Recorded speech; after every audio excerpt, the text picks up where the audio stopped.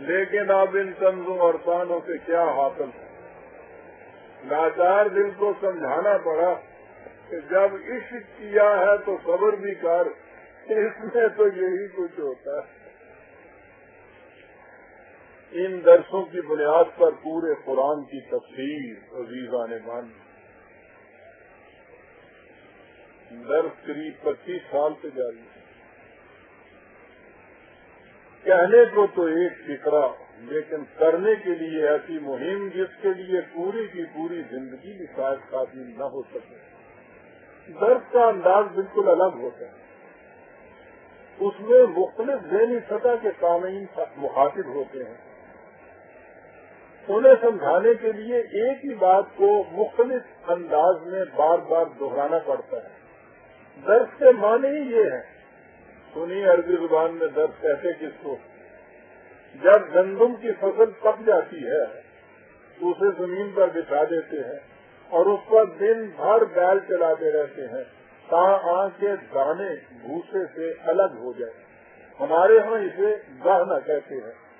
اگہائی ہوں ہے نا فصل دی، کنک دی، لاڑیاں کدوں دیکھی ہونی نہ فصل ہی کبھی کنک نہیں دیکھی تو بڑی بڑائی کنکے نہ امریکہ تو آئی ہے، اگر پھر بھی کنک سے نظر آتی سی اور بوٹے نہ دیکھے صحیح لاڑیاں پوچھتا ہوتا سی نا پینڈو میں کنک کا درخت کتا پوندا ہے تو اسے گہائی کہتے ہیں، گہنا۔ سارا دن بیل اس کے اوپر چکر لگاتا رہتا ہے۔ عربی زبان میں اسے درس کہتے ہیں۔ اگر اس قسم کے درس ضبط تحریر میں آ جائیں تو ان سے کتاب مرتب کرنا اوریجنل تصنیف سے بھی زیادہ مشکل ہوتا ہے، لیکن احباب کی شدت ذوق اس قسم کی دشواریوں کی قد متحمل ہو سکتی تھی، ان کا تقاضا بڑھتا گیا۔ میں جب ایک طرف اپنی عمر کو دیکھتا کہ جس کی میں 72 کہہ دوں، کہتے ہیں 17-72 جانا ہے، 12 اگر 72 آ گئے ہیں تو میرا قصور نہیں، جس کی میں 72 منزلیں طے کر چکا ہوں الحمدللہ تعالی، اور دوسری طرف اس بحر بے کرام پر نگاہ ڈالتا تو اس میں اترنے کی قطعاً ہمت نہ پاتا۔ میں بالکل حقیقت بیان کر رہا ہوں عزیزان مان، کوئی تسنن نہیں۔ مہینوں اسی سوز و ساز رومی اور تیز و تاب راضی میں گزر گئے، کوئی فیصلہ نہ کر پائے۔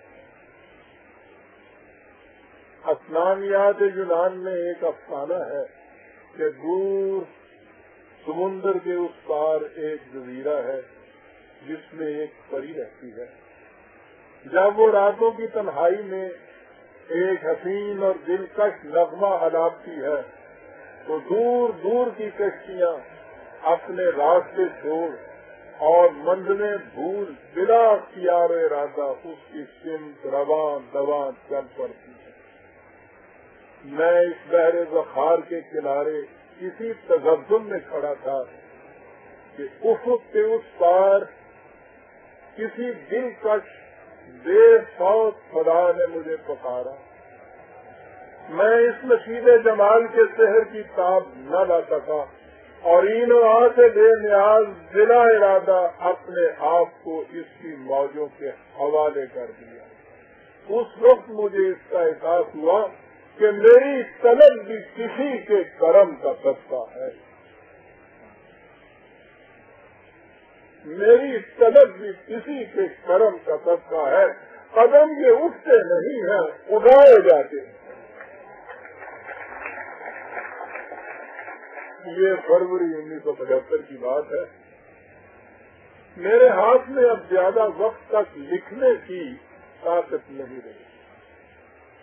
یہ کمی میرے رفیق عزیز اخلاق احمد خان صاحب نے پوری کر دی۔ غالباً وہ اس وقت باہر اسٹال پر بیٹھے ہیں۔ غالباً میں لکھواتا گیا، وہ لکھتے گئے، اور قریب 3 ماہ کے مختصر سے عرصے میں اس تفسیر کی پہلی جلد کا مسودہ مرتب ہو گیا۔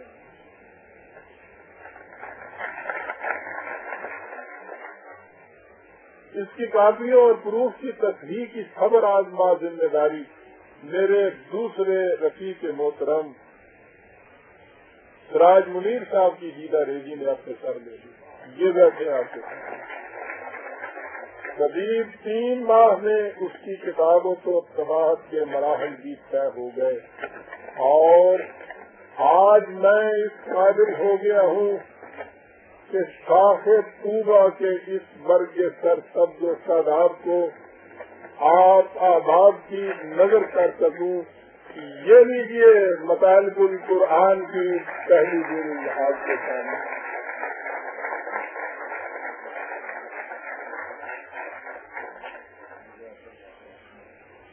مطالب الفرقان قرآن مجید کی تفسیر خود قرآن مجید سے جلد اول. اللہ تعالیٰ احباب کو زندہ سلامت رکھے. ان کی خوش ذوقی بالخصوص میرے قریب عزیز محترم شیخ عبدالحمید صاحب کہ جن کے خون جگر سے اس تاریخ کا چراغ روشن ہے، ان کی ہمت کا یہ سبقہ ہے کہ اس شکل میں بھی آپ کے سامنے آ گئے. اس کی ضخامت تو قریب 450 صفحات ہے، لیکن یہ مشتمل ہے. آپ ذہن میں یہ سمجھتے ہوں گے کہ کم از کم 2-4 پاروں تک تو ہوگی نا، لیکن یہ مشتمل ہے سورہ فاتحہ اور سورہ بقرہ کی صرف ابتدائی 29 آیت کا. اس سے آپ اندازہ لگا سکیں گے کہ اس میں حقائق و معارف قرآنیہ کس شرح و بس کے ساتھ منضبط ہو گئے. اصل یہ ہے کہ قرآن کریم کا انداز ایک درسی یا نصابی کتاب کا ہے. اعلیٰ پایا کی نصابی کتابوں میں ان تمام اساسی تصورات اور بنیادی مسلمات کو جن سے کتاب میں بحث کی گئی ہو شروع میں بیان کر دیا جاتا ہے اور اس کے بعد ان کی توضیحات و تشریحات بتدریج سامنے آتی جاتی ہیں.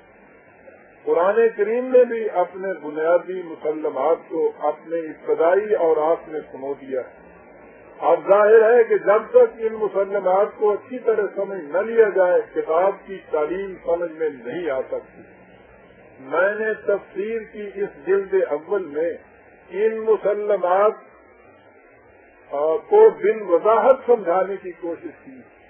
میرا اندازہ یہ ہے کہ اگر غور و فکر سے اس کا مطالعہ کر لیا جائے تو پورے اسلام کا خاکہ نمایاں طور پر سامنے آ جائے گا. اس کے بعد جب ہم آگے بڑھیں گے تو ان مسلمات کی تفصیل کی ضرورت نہیں پڑے گی اور اگلی جلد میں قرآن کریم کے نسبتاً زیادہ حصے کو محیط ہوگی. باہر گئے میں نے بسم اللہ مجریہا و مرساہا کہہ کر کشتی کو کھیل دیا ہے. یہ نہیں کہہ سکتا کہ یہ اگلے کنارے تک کب پہنچے گی. جو کچھ اس وقت تک ہوا ہے مجھے تو اس کا بھی یقین نہیں آتا کہ یہ کیسے ہو گیا. وقت یوں سمجھیے کہ اس کی ایک جست نے طے کر دیا اس کا تمام اس زمین و آسمان کو دیکھ کر سمجھا تھا میں. اور یہی ہے اس کتاب عظیم سے میرے عشق کی وہ قوت جس کے سہارے میں جیتا ہوں اور جس کی ادا کردہ کلندریت کی جرت آفرینیوں کے بل بوتے پر میں اس راہ دور و دراز پر گامزن ہو گیا ہوں. وَأُفَوِّضُ أَمْرِي إِلَى اللَّهِ إِنَّ اللَّهَ بَصِيرٌ بِالْعِبَادِ.